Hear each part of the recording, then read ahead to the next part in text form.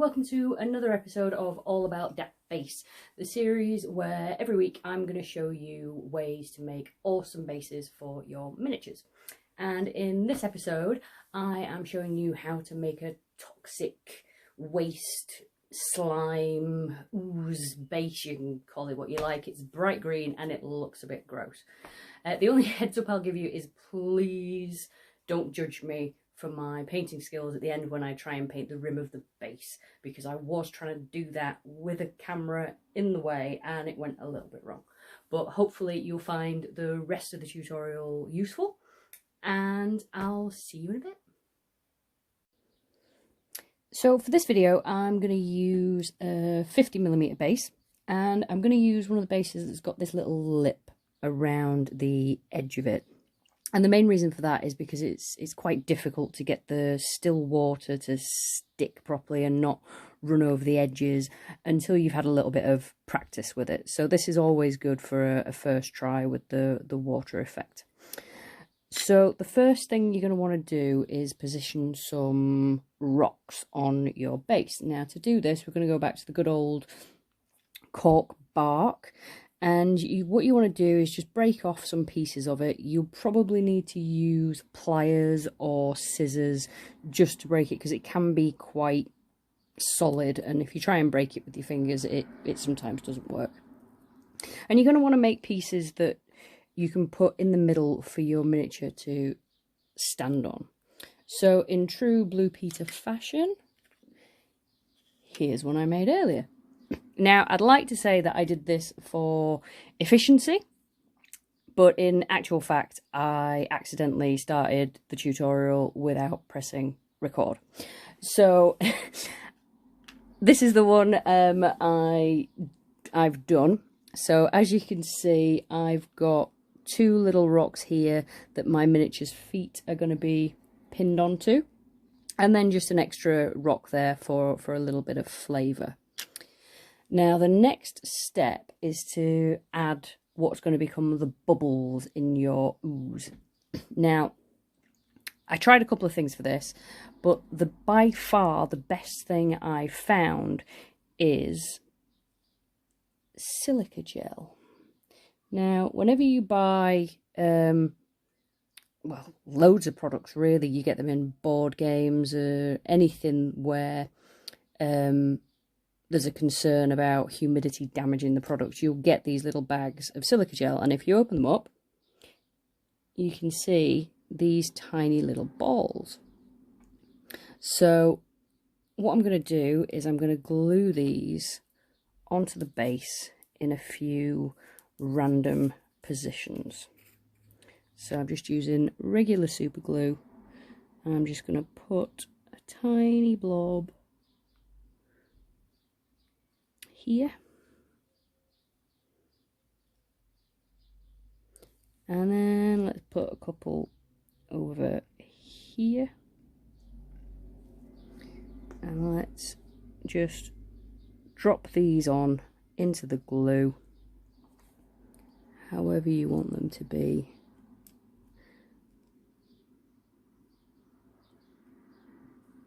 You can put a couple next to each other. I've put a bigger one over there on its own. And that's it. That's all you need to do to begin with. So I'm going to go and prime this, and then we'll come back and we'll start painting it up.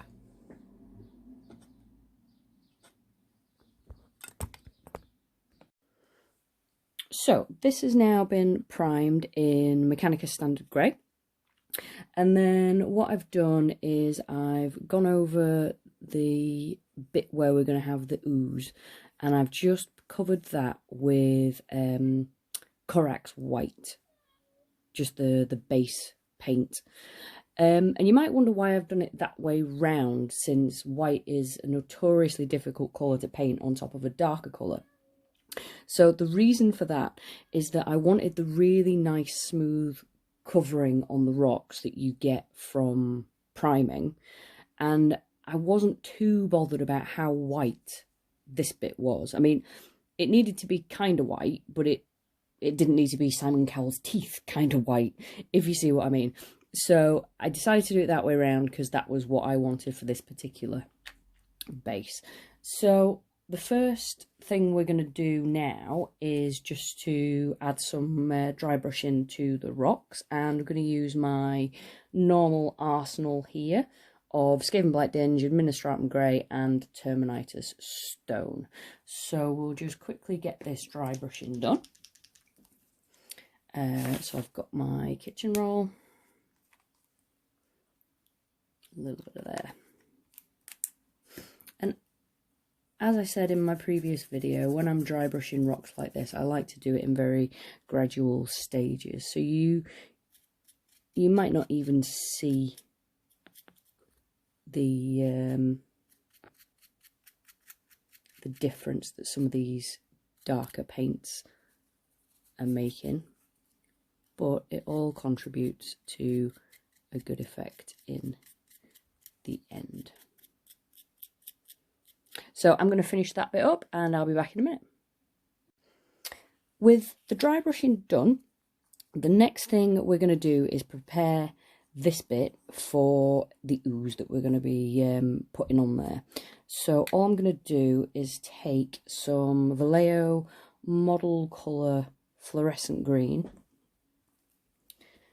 and put that into a palette. And then I'm going to be quite liberal with this, and I'm not going to dilute it because these paints are quite thin anyway, I find. So I'm just going to gather some on my brush, and I'm going to go over all of the areas that I've painted white, including the little bubbles that we've created, so that everything gets a nice kind of base of this green.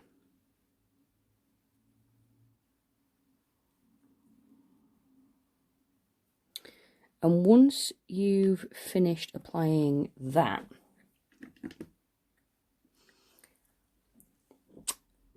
you're going to want to take some Vallejo model colour fluorescent yellow. If I can get that to focus. There we go. And just, again, put a tiny little drop of it on your palette. And again, undiluted, unthinned, just get a tiny little touch of it. Let's see if I can get this in close. And just paint the top and round the sides of each of the bubbles. Okay. Now that'll look like quite a subtle effect, but with each of the next steps that we do, we're going to be going over that and making that a bit more prominent. I just do this in gradual stages because as you're doing this and as you're adding the water texture, the specific colour that you get can change slightly depending on how much paint you squeeze into the water texture that you're using and things like that. So I don't want to go in too heavy-handed at this point and be over highlighting, but I want to get that base there for that highlight right at this point. So I'm going to finish painting all of this bit green, and I'm going to highlight these bubbles with the yellow, and then we'll come back and we'll start applying the actual ooze. And this is what you should be left with. Now, as you can see, it doesn't look particularly great. It kind of looks like you let a 3-year-old loose with a mini base and a highlighter. And this yellow highlight on these bubbles will be looking quite subtle at the moment. So the next thing we want to do is add the actual texture to this and the actual ooze. And to do that, we're going to be using Vallejo water texture, still water. Now this is a really great product. I mean, I must have made about 10 or 15 bases from this, and I've barely used any of this. It's, you know, it's great stuff and it goes a long way. So what you're going to do is, into a palette, you're going to squeeze a good amount, almost fill the well. And you're going to take your fluorescent green and you're just going to put in a single drop Now, as you'll see in the next segment of this video, this product tends to shrink as it dries. I mean, it gives a great glossy, watery effect, so, you know, it's brilliant, but it does have this issue that it shrinks as it dries.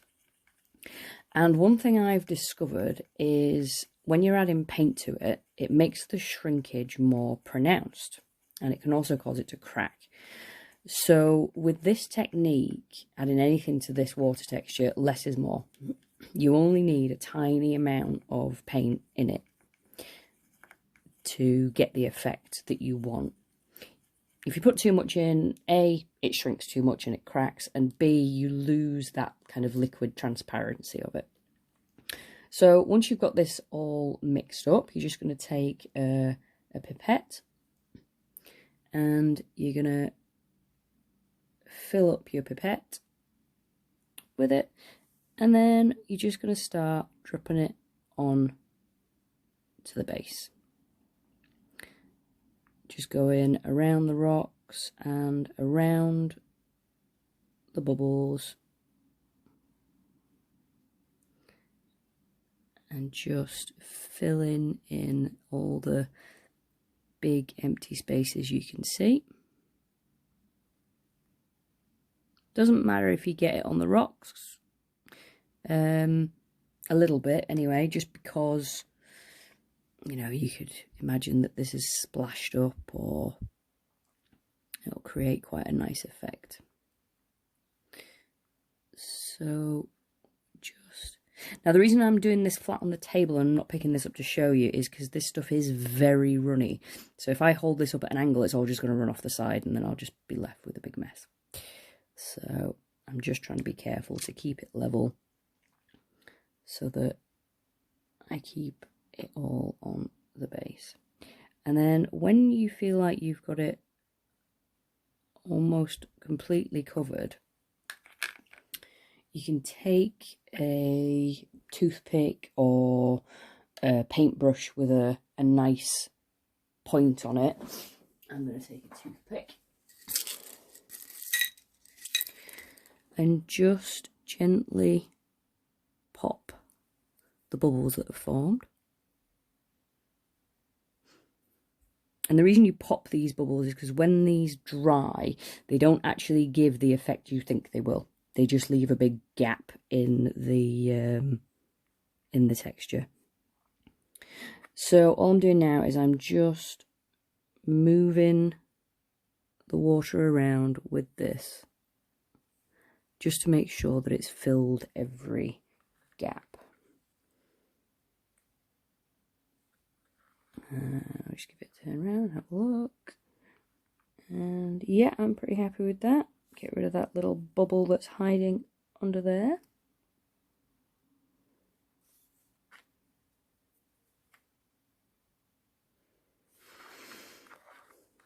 And then we're going to leave this to dry.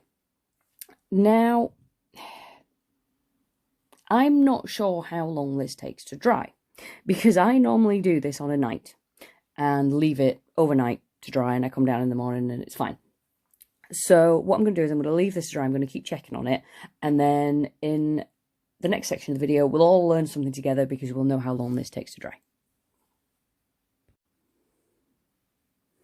So this is pretty much dry now, and as you can see, it's got this glossy layer on it, and this took about 5 hours to dry to a point where I thought, yeah, I can start adding more to that. What you'll also notice is that it has shrunk. You might not be able to see that on camera, but I filled it up right to the top of the lip here, but there's actually a bit of an indent there now. And also, it hasn't come out the colour that I expected. Now, one thing about this process of mixing colours with the water texture is that it is very trial and error. You know, I've done this a few times now and I still get different results each time. So it is a case of persevering and just altering your colours slightly until you get the effect that you want. So now that that first layer is dry, it's time to add a second layer. And for this, what I'm going to do is pretty much the same as I did last time. I'm going to fill this up with the water, and I'm going to add a tiny drop of the fluorescent green. But this time, because I want this to be a little bit darker, I'm also going to add a tiny, tiny, tiny bit of Citadel Warpstone Glow, which is a slightly darker green paint. So I'm just going to dip my brush in, and that's literally all we're talking about, the tip of a brush. And then we can start to mix this together. And as you can see, this is coming out as a much darker colour to what's already on the base. So we've got that nice and mixed. Just wash that brush off. One important thing when you're using these water textures and stuff is to wash your brushes straight away, otherwise it will just clog them up and you'll ruin them. So we're going to repeat the last step and take our pipette, get a nice load of that in there, and do exactly the same as we did before, and put this around. And you can see already that this is actually a better colour than the first layer.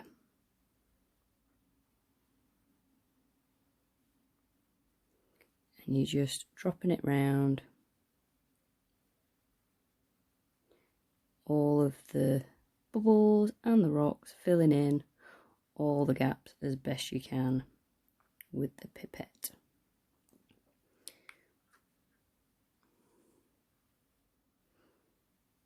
Don't worry if you miss bits at this stage, because same as last time, we're gonna go round with our trusty little toothpick and clean it all up and make it all neat.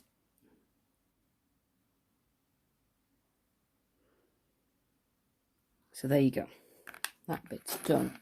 So then we just need to pop the bubbles. And you'll notice when I'm doing this, every time I've popped a couple, I'm wiping and drying off the toothpick. And that's because if the toothpick is wet, it won't pop the bubbles.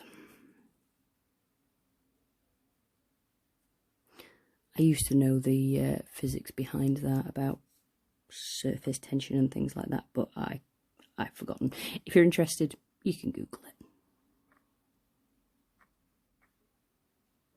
And there we go. So I'm just going to turn this around and check that I've got it everywhere. Yeah. Now, as it looks so far, I'm much happier with that colour than I was with the previous layer. But one final tiny thing I'm going to do, just so that it's not a solid colour all the way through, I'm going to take a tiny bit of the fluorescent yellow on the palette. And I'm just going to dip the toothpick in and just run a couple of tiny lines through. Now, this again is another very subtle effect, because what you'll see is what starts out as like a wibbly line in the paint like this. It actually completely disperses into the previous colour, into the green. So you're left with just a very subtle colour change in a few areas of the ooze. And it just makes it look that little bit more authentic. So there we go.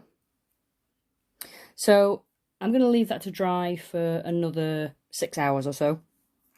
And then when we come back, we'll start looking at some glazing and some final touches and highlights. So hopefully you can see the difference that that second layer made to the colour and the look of the texture. Now, if you wanted to, you could just paint the rim and call it done, because with a mini on it, that's going to look pretty cool. But I just want to show you a couple of other things we can do just to bring out a few highlights. So first of all, we're going to go back to our fluorescent yellow. We're going to use our small brush, just get a little bit on, and just go back over these bubbles, just to really bring out the tops of them. And you don't need to use much for this, it's literally just a couple of little blobs of paint on the top.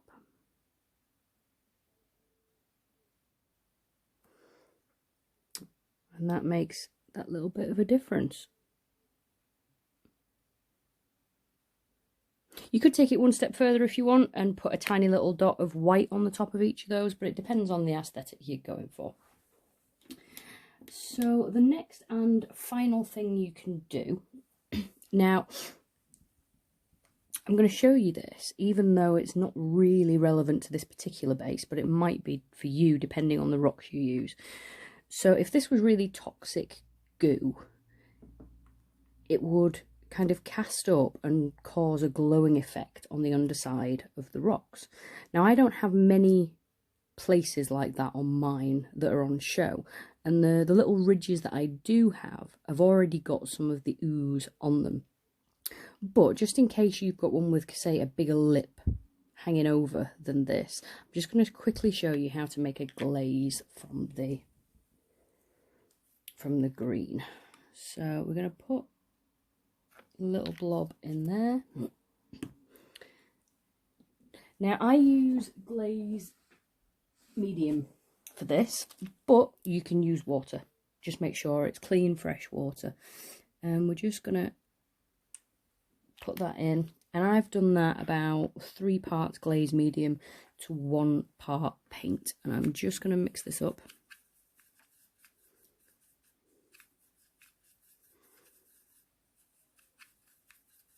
Get that nice and mixed and thinned.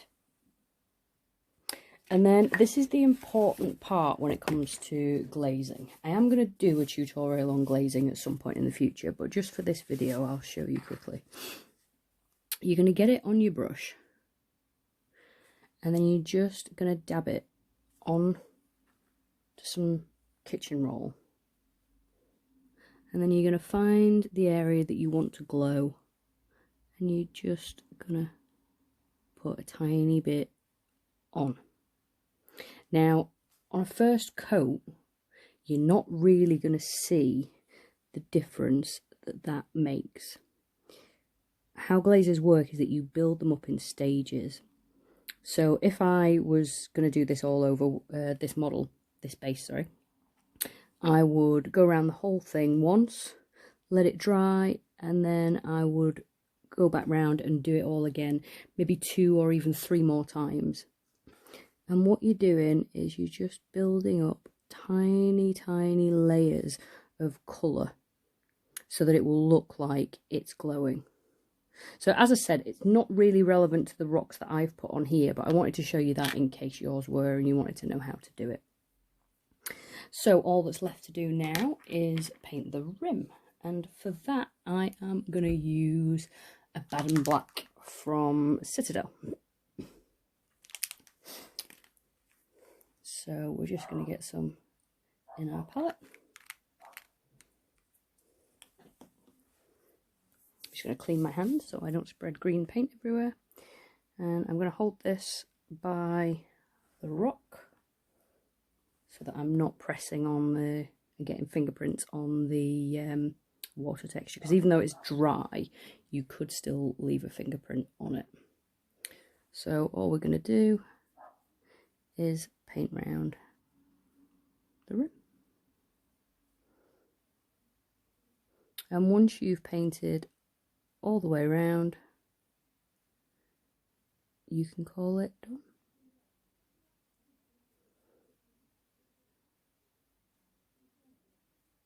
Now I always find these particular types of base quite tricky to paint the rim on because of the way the lip works.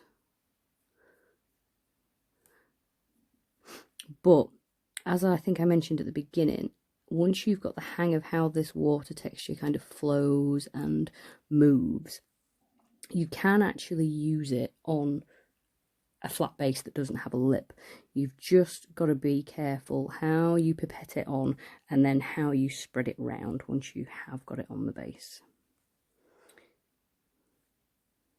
And then you try not to get it all over your fingers.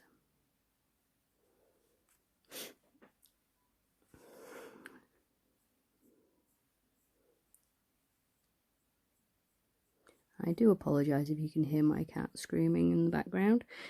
She's pretending that she hasn't been fed. It never works, but she likes to try it every now and then. So, once you've painted the rim, I'll just move that for you. There you go. So there you go. That's my way of making a Toxic Ooze style base. Now, I hope you found this video useful, and if you did, please consider giving it a thumbs up. And if you want to see more content from me, then just hit the subscribe button, and that'll make sure that you get notifications whenever I put up a new video. Now, if you've got any questions or comments, please leave them down in the comments and I'll get back to you as soon as possible. You can also find me on Facebook if you search for Debsworth Hobby Studio. I'd really appreciate a follow on there. And if you do follow me on there, you'll get to see what I'm up to in the hobby studio, and you'll get to find out what I'm working on and what you can be looking forward to. So, until next time, happy hobbying.